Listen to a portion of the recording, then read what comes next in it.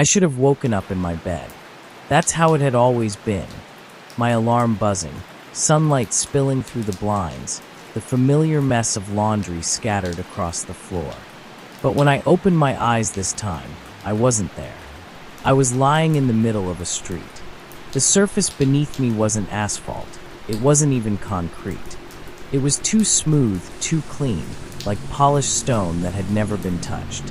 Buildings rose on either side, warped and crooked, their windows reflecting light that didn't seem to come from the sun. The silence was suffocating. No cars, no birds, not even the hum of electricity. Just the faint, irregular ticking of a clock, though I couldn't see where it came from. I told myself it was a dream. It had to be. I started walking, hoping I'd eventually wake up. The storefronts I passed were nothing but hollow shells, glass fronts with empty shelves inside. Street signs repeated themselves no matter which way I turned.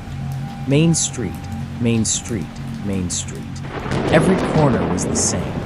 And then I saw him. In the middle of the road, there was a bed, white sheets, a man sleeping soundly on it, chest rising and falling with each breath. The sight froze me in place. His every inhale seemed to ripple through the world, making the buildings shiver, making the air thicken. I hurried past, pretending not to see. But no matter where I went, no matter how many turns I took, I ended up back on that same street. Back at the bed. Back at the man who slept like the world depended on it. When someone brushed past me, I almost screamed. A woman, or what I thought was a woman. Her face was blurred, like a corrupted photograph.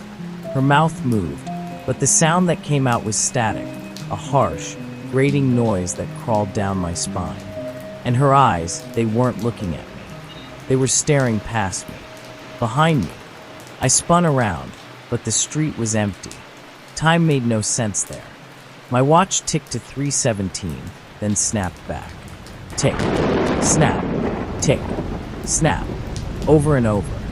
It was always 3:17.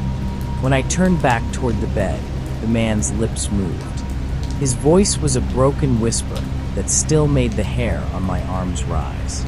Run, but there was nowhere to run. Every direction led me back here. Every face was blurred, every building copied and pasted from the last. And the truth settled on me like a weight. This wasn't my dream.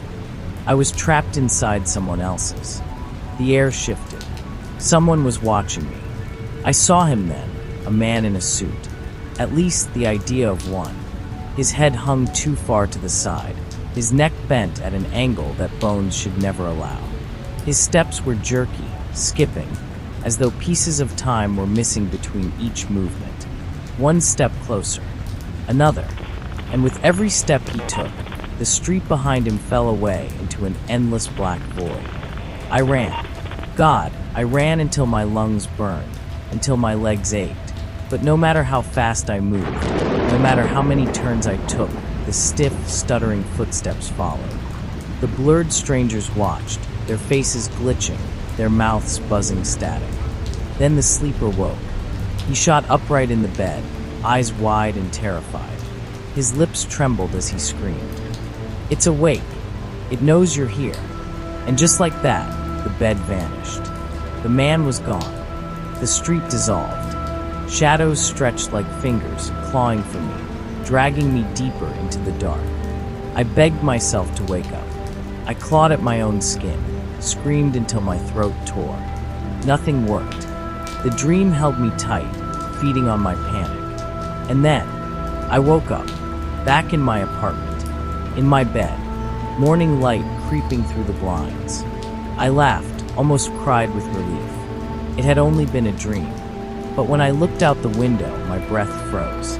The blurred-faced strangers were walking past my building, moving just like they had in the dream. My phone buzzed on the nightstand. I picked it up. Time, 3:17.